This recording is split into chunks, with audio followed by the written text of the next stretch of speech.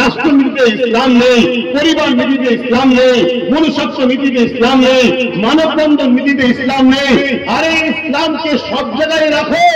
ইসলাম যদি সব জায়গায় থাকে তবেই তো তোমার সমাজ শান্তি হবে। জোরে বলুন সুবহানাল্লাহ। আজকে আমরা আমাদের দোষে বাপ নিজেরা পাকে পড়েছি। কোথায় পড়েছি? ডুবে কিন্তু যাইনি, কিন্তু যত ভুল ভাবে লড়ালড়ি করবে কি হবে? তত কুঁদবে। তোমাকে কোথারও প্ল্যান চলছে। তাই পরামর্শ দিচ্ছি, বুদ্ধি অনুযায়ী খাটাও। চুপ করে দৌড়িয়ে থাকো, চিৎকার দাও, সাহায্য করো, রশি বাড়াও, রশি ধরো, টেনে ওঠো, তাহলে তুমি বেঁচে যাবে। ঠিক তো নাকি? এই পয়েন্টটা মনে রাখবেন, তাহলে দেখবেন আপনারা গেনার হবেন। তো যাই হোক, আমি ওয়াকিয়াকে একটু বলি, তাহলে আজকের দিনের সঙ্গে আপনাদের মিলবে, ভালো বুঝতে সুবিধা হবে। ধৈর্য আছে তো নাকি? সন্ধ্যা পর্যন্ত ইনশাআল্লাহ বলুন। মাগরিবের পরে যদি সময় পায় একটু অসুবিধা আছে? কার কার অসুবিধে নাই একটু হাত তুলে দেখান। আর দেখতে দেবো, আর দেখতে দেব, কিন্তু দেখা যাক, দেখা যাক। তো ফেরাউন কথা মতো বাচ্চা সন্তান জন্ম হলে, পুত্র সন্তান হলে কি করছে? কতল করে দিচ্ছে। ওইদিকে দেখলাম, এইদিকে কতল করে দিচ্ছে। আর একদিনে শুধু সন্তান হত্যা করেছে 12,000। একদিনে কত? 12,000। তাহলে টোটাল কত সন্তান হত্যা করেছে বুঝতে পারছেন? কার কোনো শেষ নাই। কিন্তু তারপরও বলুন, যার দ্বারা আল্লাহ ফেরাউনকে মিটাবে বলেছিল সেই বাচ্চাটা হত্যা করতে পেরেছে? জোরে বলেন। সে বাচ্চা দুনিয়ায় বনি ইসরাইল কওমে জন্ম হয়েছিল না হয়নি? হ্যাঁ হয়েছে। নাম হযরতে মূসা আলাইহিস সালাম। দুনিয়ায় আগমন করলো, আল্লাহ আওয়াজ দিলেন, মূসা আলাইহিস সালামের আব্বা আম্মাকে কাঠের বাক্স তৈরি করে ভেলা দিয়ে ভাসিয়ে দেন। ভাসিয়ে দেওয়া হলো। গিয়ে ওই ভেলা বা কাঠের বাক্স গিয়ে দাঁড়ালো কোথায়?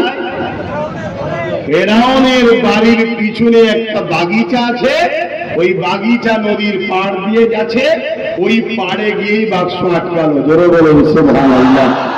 আল্লাহ কিয়ামত পর্যন্ত যুগে যুগে প্রত্যেকটা ঈমানদারকে জানাচ্ছে, তোরা আমি আল্লাহ আমার উপরে ভরসা রাখ, তোরা আমি আল্লাহ আমাকে ভয় কর, তোরা আমি আল্লাহ আমার হুকুম মেনে চল, তোরা আমি আল্লাহ আমার উপরে আস্থা রাখ, তোরা আমি আল্লাহ আমার কাছে চা।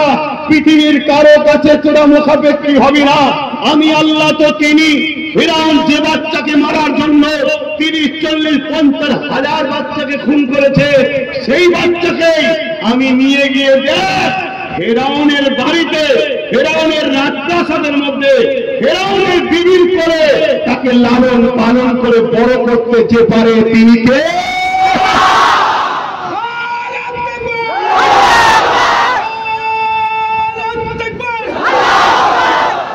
আমরা বুকে হাত দিয়ে বলুন, আমরা সেই আল্লাহর উপরে ভরসা আছে আমাদের। আমার এই জায়গায় আপনাদের সঙ্গে মতের মিল কেন? সে ভরসা আমাদের না। সে ভরসা যদি থাকতো তাহলে আজকে মসজিদে যখন নামাজ হচ্ছে, মসজিদের থেকে বেশি লোক এখানে বসেছিল কেন? এর কৈফিয়তটা দেন আপনার আগে। আপনারা বলবেন হুজুর তাহলে তোমার সাথে নেই, আর তোর সাথে আমার সাথে কি থাকবি? তোর সাথে আমি নেই। যে আল্লাহ সে আব্বাসের হতে কখনো পারে না। আমাকে তো সে ভালোবাসবে যে আমার আল্লাহর দাস হিসেবে আমাকে মনে করে, সে তো ভালোবাসবে।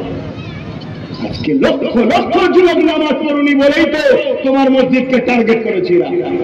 তোমরা যুব সমাজ যদি মসজিদকে আবাদ করতে, তাহলে ওদের সাহস ছিল তোমার মসজিদের দিকে চোখ তুলে তাকাতে পারে।